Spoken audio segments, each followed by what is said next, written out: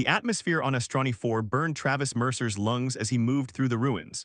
His combat exosuit filtered most toxins, but the planet's death still found ways to reach him.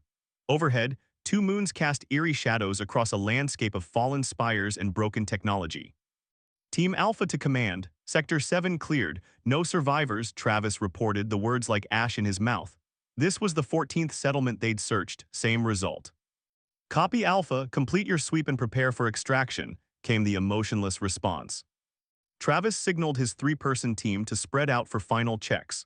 Officially, they were here to document Astroni casualties after the Hegemony's pacification campaign. Unofficially, the Alliance wanted to salvage any Astroni tech before the Hegemony returned. Politics, always politics. Travis had grown weary of it during his 15 years as a Special Operations Commander. A faint sound, barely perceptible above the wind, stopped him mid-stride. He held his breath, listening. There it came again. A soft, rhythmic tone unlike the random noises of a dying city. Diaz Jensen, continue sweep east. I'll check this structure, he ordered, altering his course toward a partially collapsed dome structure. The interior was dark, his helmet illuminating twisted metal and broken glass. The sound was clearer now, deliberate, almost like music. He followed it deeper into the structure until he reached what appeared to be living quarters. The sound emanated from beneath a fallen section of ceiling.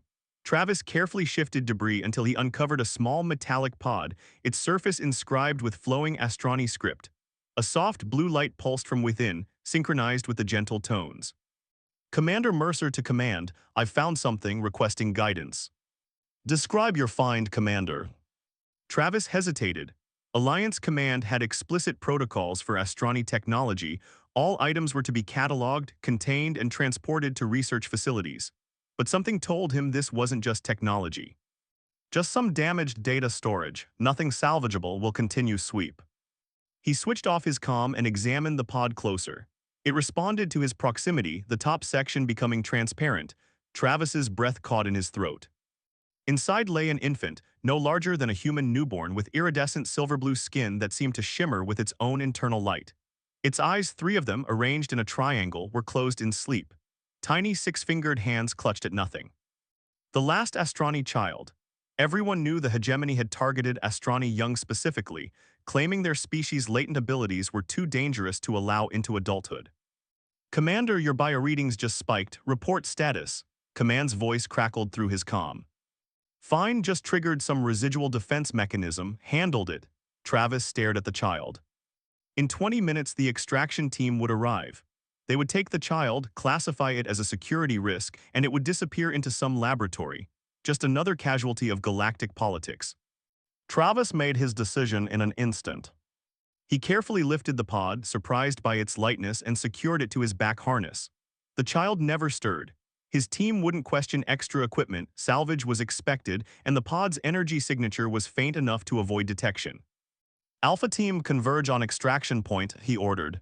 Mission complete. As he made his way back through the ruins, Travis knew his life had just changed irreversibly. He had a son now, an illegal, alien son that would mark them both for death if discovered. He named him Vex after the Astroni word for hope. It was the only word of their language he knew. 8 years had passed since Travis Mercer had fled Alliance space with Vex. Helios Prime wasn't much, a dusty mining colony orbiting a red dwarf star far from the major trade routes, but it had become home. Their modest prefab dwelling sat on the settlement's outskirts, offering both privacy and a quick escape route should they need it. Travis had modified the interior with custom shielding to mask Vex's unique energy signature, another layer of protection in their careful existence. Dad, look what I found. Vex burst through the door, clutching something in his six-fingered hands. At 8, he stood nearly as tall as a 12-year-old human child, his silver-blue skin having deepened to a rich azure with age. The three eyes that had once unnerved Travis now seemed perfectly natural to him, especially when they lit up with excitement like now. Easy with the door, buddy, Travis said, quickly checking the security monitors. What have you got? Vex opened his hands to reveal a crystalline formation, its structure impossibly complex. It was buried by the east ridge. It called to me. Travis felt the familiar knot of concern tighten in his stomach. Called to you, how? Vex's middle eye blinked independently of the others, a gesture Travis had learned indicated uncertainty. Like music but not with sound, in here, he tapped his temple. Travis knelt beside his son, taking the crystal carefully. Years of research into astronomy culture had taught him about their natural affinity for crystalline structures, how they used them for everything from data storage to art. But he'd hoped Vex's abilities would manifest later, when they were better prepared. Remember what we talked about keeping certain things private. I know, Dad, I was careful no one saw. Vex's expression fell slightly. Am I in trouble? Travis pulled him into a hug. Never for being who you are, I just worry, that's all. Later that night, after Vex had gone to bed, Travis retrieved his secure tablet from its hidden compartment beneath the floor. The message waiting for him made his blood run cold. Alert, Alliance intelligence scanning for astronomy energy patterns in outer rim sectors. Helios Prime scheduled for routine sweep within 30 days. Travis ran a hand through his graying hair. They'd moved twice already in 8 years, always staying ahead of Alliance sweeps. But Vex was getting older, his abilities beginning to manifest. Each move became more complicated. A knock at the door froze him mid-thought. It was nearly midnight, too late for casual visitors. Travis silently activated the hidden weapon systems in the walls and approached the door. The security feed showed a woman in nondescript clothing, her face obscured by the angle. Identification, he called through the intercom. Commander Mercer, we've never met, but we have mutual friends, Maya Ortiz. I worked with Commander Wilson before, well, before Astronomy 4. Travis's hand hovered over the emergency evacuation trigger. Commander Wilson had been his superior officer, one of the few who'd suspected what Travis had taken from Astronomy 4 but had chosen to look the other way. He died 2 years ago in what official reports called a training accident. What do you want? To help, Wilson left instructions if certain Alliance search parameters were ever activated, parameters specifically targeting astronomy biosignatures. She held up a data chip to the camera. I have information you need, and a warning. Against his better judgment, Travis opened the door, keeping her in the targeting system's sights. Maya Ortiz was younger than he'd expected, with sharp eyes that missed nothing as she scanned the room. Nice setup, won't be enough though. I've managed 8 years. Things have changed. The hegemony has new detection technology. They're not just looking for astronomy tech anymore, they can detect genetic markers at a cellular level. She handed him the data chip. They found evidence of an astronomy survivor. They're not searching randomly anymore, they're hunting specifically for you and the child. Travis inserted the chip into his secure tablet. The data confirmed his worst fears. How much time do we have? Days, maybe less, her expression softened. I also brought this. She pulled out a small metallic cube. It's an astronomy artifact, an educational tool. Wilson had it in his personal collection. He thought, if there was a child, it might help them understand their heritage. Travis stared at the cube, emotions warring within him. Why are you risking yourself for us?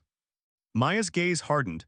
Because I was on Astronomy 4 too, I saw what the hegemony did to those people, what the Alliance allowed to happen. Some things are worth the risk, Commander. A noise from the hallway drew their attention. Vex stood there in his sleep clothes, all 3 eyes wide with fear. Dad, are we leaving again? Travis crossed the room and knelt before his son. We might have to, buddy, but remember what I always tell you. Vex nodded solemnly. Home isn't a place, it's us. That's right, Travis squeezed his shoulder. Now there's someone I'd like you to meet. This is Maya, she's... He glanced back at the woman who'd risked everything to warn them. She's a friend. Maya approached cautiously and knelt beside Travis. When she spoke, her voice was gentle but not condescending.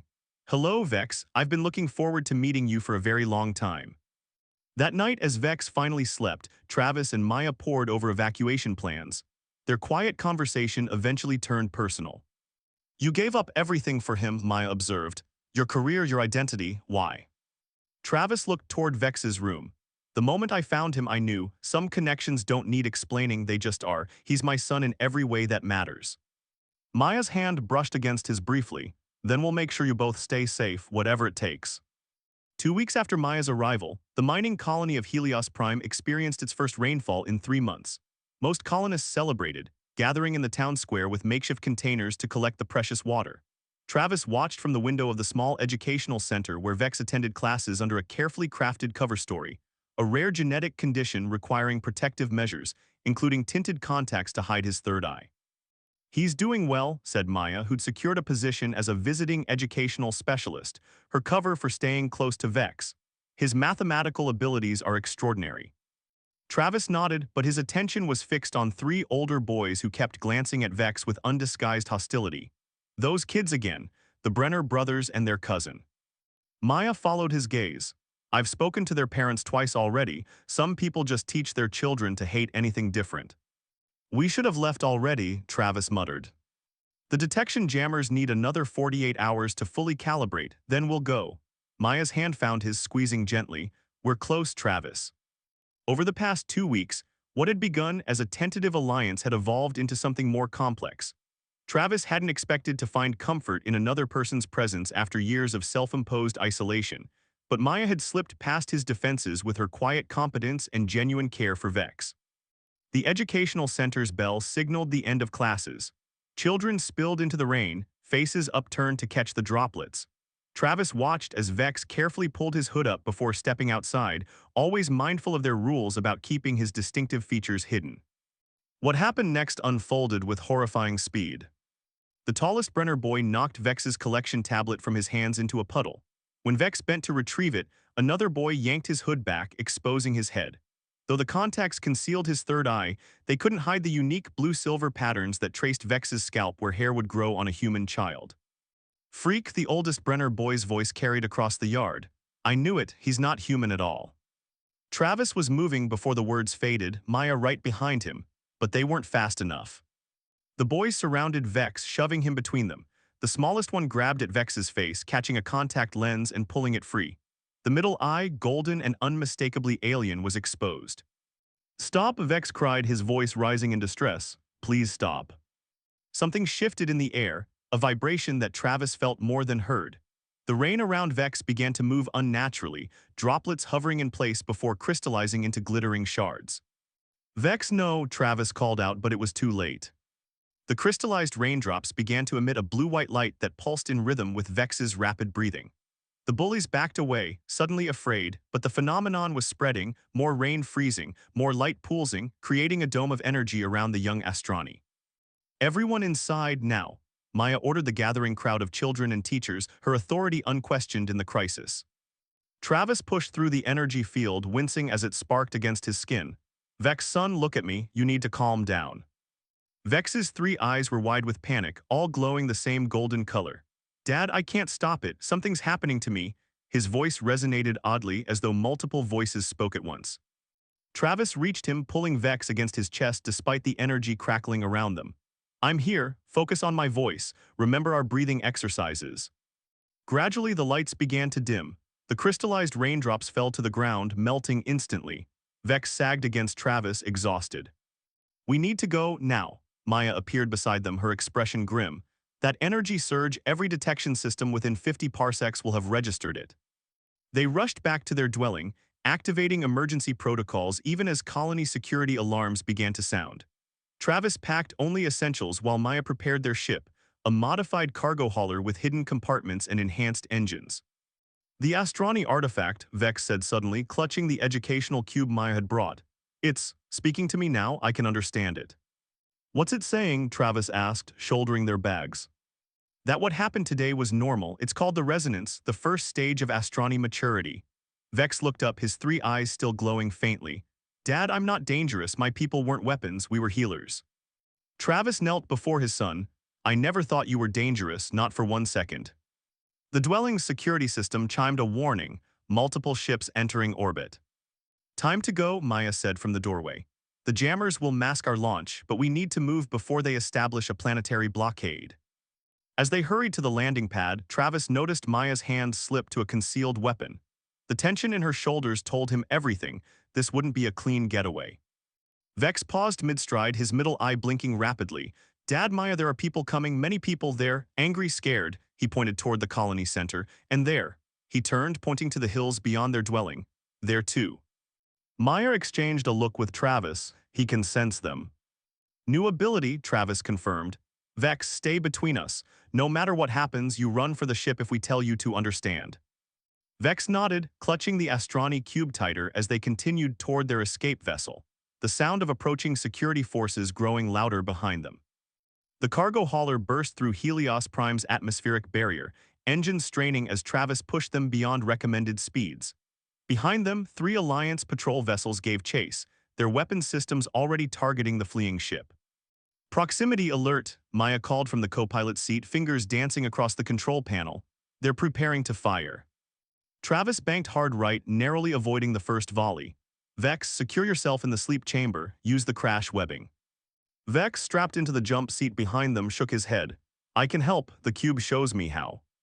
Before either adult could respond, Vex placed both six-fingered hands on the ship's auxiliary control panel.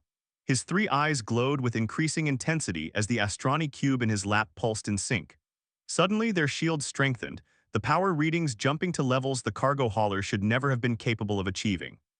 He's channeling energy somehow, Maya whispered, staring at the readings. This is impossible. That's my boy, Travis managed a tight smile before focusing on evasive maneuvers. Hold on.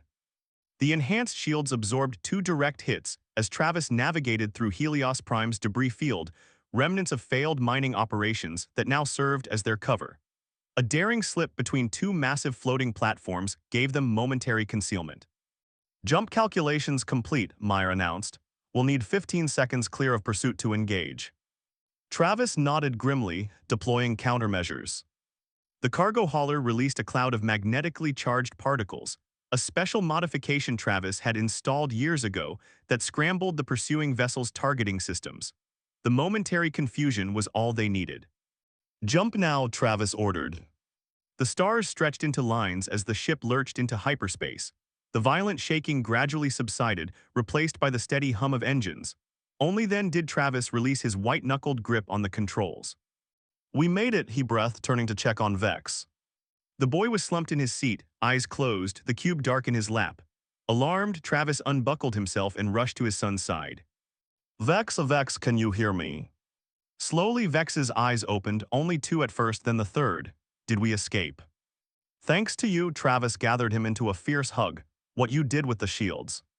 The cube showed me how to redirect energy, Vex explained weakly, but it took a lot out of me. Maya joined them, medical scanner in hand. Your metabolic readings are all over the place. Let's get you to the medical bay. As they settled Vex onto the small medical cot, Maya administered a nutrient solution specifically formulated for his unique physiology, another of the preparations she'd insisted on before their escape. How did you know he'd need this? Travis asked quietly as Vex drifted into sleep. Maya's expression closed slightly. Because I've studied the Astroni for years, their biology, their culture, everything the Alliance tried to erase. Why? She hesitated before meeting his gaze. My mother was part of the first contact team with the Astroni before the hegemony influenced Alliance policy against them. She saw their true nature not as weapons but as beings of extraordinary healing ability. Her voice lowered. When she protested their extermination, she was silenced, permanently. Understanding dawned on Travis. That's why you risked everything to help us. Not entirely. Maya's hand found his, her touch tentative. When Commander Wilson told me what you'd done saving the child, I realized there was still hope, still a chance to right a terrible wrong.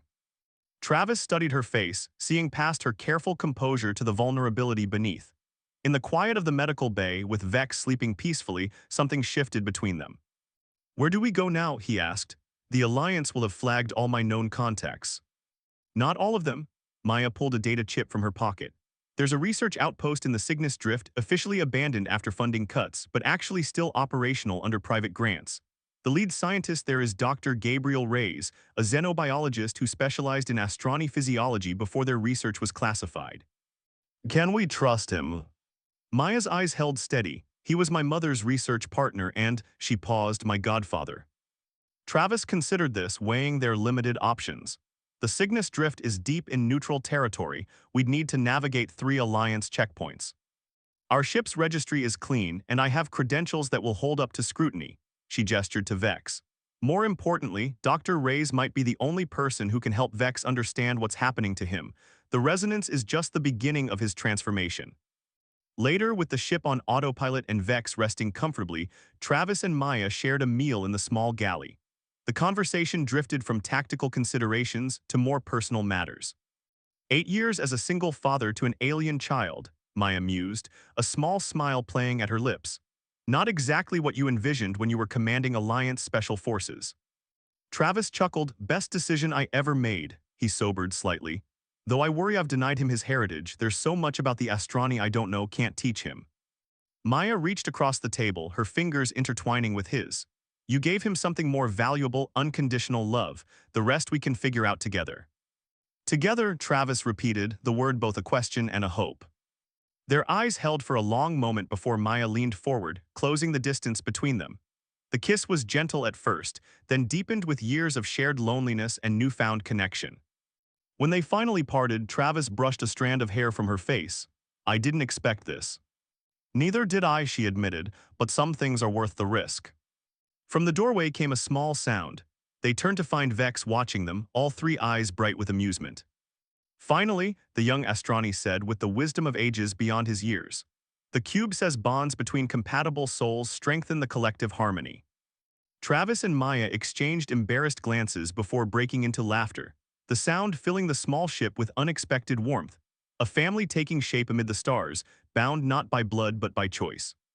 The abandoned research station orbiting Cygnus IV appeared dormant to casual observation, a derelict relic of scientific ambition surrendered to budget cuts. Only when their cargo hauler approached the specific coordinates Maya had provided did the station's true nature reveal itself. Active shielding, concealed docking bays, and state-of-the-art research facilities hidden beneath a facade of neglect. Approaching vessel transmit authentication codes, came a cautious voice over the comm system. Maya leaned forward, transmitting now, Dr. Reyes, this is Maya Ortiz, I've brought special guests. A pause, then Maya, by the stars, I'd almost given up hope. The voice softened. Docking Bay 3 is clear, I'll meet you there. As their ship glided into the hidden hangar, Travis kept one hand on Vex's shoulder. The young Astrani had grown stronger during their journey, but periods of intense fatigue still followed each manifestation of his abilities. The Astrani educational cube had become an extension of him, rarely leaving his grasp as he absorbed centuries of cultural knowledge. Dr. Gabriel Reyes waited for them as promised, a tall man with silver-streaked black hair and deep-set eyes that carried both brilliance and sorrow. His gaze immediately locked onto Vex, his composed demeanor cracking to reveal raw emotion. An Astrani child, he whispered, approaching slowly. May I? Vex stepped forward without hesitation, middle eye blinking rapidly, his gesture of curiosity. The cube says you're a friend of my people. Dr. Reyes knelt to Vex's level. I had the honor of living among your kind for 7 years. They taught me more than science, they taught me wisdom. He glanced up at Travis. You've done something remarkable, Commander Mercer, something many would call impossible. He's my son, Travis said simply. They settled into the station's living quarters while Dr. Reyes conducted gentle examinations of Vex, his reverent approach earning the boy's immediate trust. Maya worked alongside her godfather, their scientific shorthand creating a rhythm of discovery around Vex's unique biology. For 3 days, a tentative peace enveloped them. Travis allowed himself to imagine a future where they might remain hidden, where Vex could develop his abilities under proper guidance, where his relationship with Maya might flourish beyond the crucible of crisis. On the 4th day, reality shattered their sanctuary. Multiple ships dropping out of hyperspace, the station's AI announced. Alliance signatures detected, weapons active. Travis rushed to the command center, Maya closed behind. The display showed 5 Alliance cruisers surrounding the station, their positions eliminating any escape route. How did they find us? Travis demanded, though he already suspected the answer. Dr. Reyes joined them, his expression grave. The energy signature from Vex's last manifestation, they must have tracked the resonance pattern.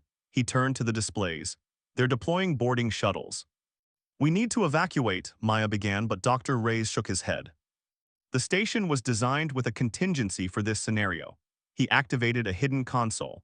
There's a stealth vessel in the auxiliary bay with enough range to reach the outer rim territories, but someone needs to remain behind to ensure the station's systems appear normal during your escape. Travis understood immediately, I'll stay. No, Maya's response was immediate, you're Vex's father, he needs you. And he needs you too, Travis countered. You understand his biology, his heritage. I'll stay, Dr. Reyes interrupted firmly. This station was my life's work. Its purpose was always to preserve Astrani knowledge and someday, I hoped, Astrani life. He looked between them. This is my choice to make. Before either could argue, an alarm sounded. The station trembled under weapons fire. They're targeting our shield generators, Dr. Reyes observed. We don't have time to debate, get Vex to the auxiliary bay. They rushed through corridors already filling with emergency lighting. Maya clutched a data core containing years of Astrani research, while Travis carried emergency supplies. Vex ran between them, the cube glowing with increasing intensity in his hands. Wait, the boy said suddenly, stopping at a junction. We're going the wrong way. Travis checked the schematics on his portable display. No, the auxiliary bay is. We can't leave, Vex insisted, his three eyes all glowing now. The cube says this is where I'm meant to complete the resonance. Another impact rocked the station. Travis knelt before his son. Vex, we have to go, it's not safe. None of you understand. Vex's voice had taken on the layered quality it assumed during his manifestations. I wasn't saved by accident. My species wasn't hunted because we were dangerous. We were hunted because of what we could reveal. The cube in his hands pulsed, projecting holographic astronomy script that spiraled around them. Trust me, Dad, please. Travis looked at Maya, whose scientific curiosity warred with her survival instinct. She nodded slowly. I think we should listen to him. They followed Vex to the station's central laboratory, where Dr. Reyes had already prepared for a last stand. The older scientist's eyes widened as Vex entered, the cube now levitating above the boy's outstretched hands. It's happening, Dr. Reyes breathed, the full awakening. The sound of boarding shuttles docking reached them, followed by the clatter of armored boots. Alliance forces had breached the station. Whatever you're going to do, Vex, do it quickly, Travis urged, positioning himself at the laboratory entrance with Maya's sidearm in hand. Vex placed the cube in the center of the room. It expanded, geometric patterns unfolding into increasingly complex structures until a field of light surrounded them all. Within this protective bubble, Vex began to change, his skin luminescence increasing, patterns of light tracing complex pathways across his body. The Astrani weren't just a species, Vex explained, his voice carrying the knowledge of generations. We were guardians of balance. When any life form becomes capable of destroying others on a galactic scale, we emerge to restore harmony. The laboratory doors slid open. Alliance soldiers poured in, weapons raised, only to freeze at the sight before them. Travis stood protectively in front of Vex, prepared to sacrifice everything. You'll have to go through me. Commander Mercer, the lead officer, stepped forward, removing her helmet to reveal Admiral Kine, head of Alliance Special Operations. You've led us on quite a chase. This ends now, Admiral, Travis declared. He's just a boy. A boy who's causing disturbances in space-time across 3 sectors, Kine countered. A boy whose species was deemed too dangerous to exist by every major power in the galaxy. Maya stepped alongside Travis. Because they threatened the power structures that profit from conflict, the Astrani were peacemakers, not weapons. Before Kine could respond, Vex moved forward, the light from his transformation illuminating the tension-filled room. I can show you, he said simply, raising his 6-fingered hands.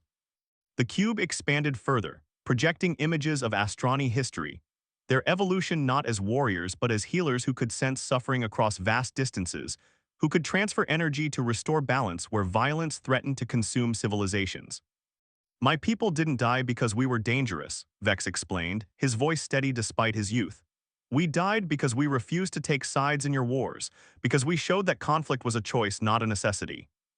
The soldiers lowered their weapons, transfixed by the images surrounding them. Even Admiral Kine seemed affected, her rigid posture softening slightly. What are you asking for? She finally asked. A chance, Travis answered, moving to stand beside his son. He placed a hand on Vex's shoulder. A chance for him to grow into what he's meant to be, a chance for us to learn from what we almost destroyed. The Admiral's gaze shifted between them. The human commander who'd sacrificed everything for an alien child, the scientist who'd preserved forbidden knowledge, the woman who'd bridged both worlds, and the last Astrani, glowing with potential rather than threat. The Alliance Council has ordered his containment, she said slowly. Then with deliberate movement she holstered her weapon. But I don't see anything here that requires military intervention. I see a scientific anomaly that deserves further study under appropriate supervision. Understanding dawned on Dr. Rey's face. You're suggesting official oversight, with me as primary researcher. With regular reports, Kine specified, and certain restrictions on movement. It wasn't freedom, but it was survival, and more importantly, recognition. Later, as Alliance personnel established monitoring equipment rather than detention cells, Travis found Maya on the observation deck, staring at the stars. Not exactly how I imagined this ending, he admitted, standing beside her. It's not an ending, Maya replied, leaning against him. The Admiral has effectively granted us asylum, even if she can't call it that. Vex will be studied but also protected. The truth about the Astrani will be documented. What? Under surveillance, Travis noted. For now, Maya turned to face him, taking both his hands in hers. But Vex is still growing, still becoming. And what the hegemony truly feared about the Astroni was their ability to connect hearts and minds, to build understanding where there was conflict. Travis glanced toward the laboratory where Vex sat with Dr. Reyes, the cube between them projecting ancient knowledge. You think he can change minds? I think he already has. Maya's eyes shone with both hope and determination. Admiral Kine could have followed orders. Instead, she chose compassion over protocol. One person at a time, Travis. That's how healing works. Travis pulled her close, their foreheads touching. I just wanted to keep him safe. You did more than that, Maya whispered against his lips. You showed him what love looks like, what family means. That's the foundation everything else will build upon. As they embraced under distant stars, Vex watched from the laboratory doorway, all three eyes glowing softly. The cube hovered near him, its patterns shifting to match his thoughts. In its ancient wisdom, it had always known this moment would come, when the last Astroni child, raised by a being of another species, would demonstrate the most powerful truth his people had preserved. That across all the vast expanses of space, through all the diversity of life and form, the capacity for love remained the universe's greatest constant, and its most revolutionary force.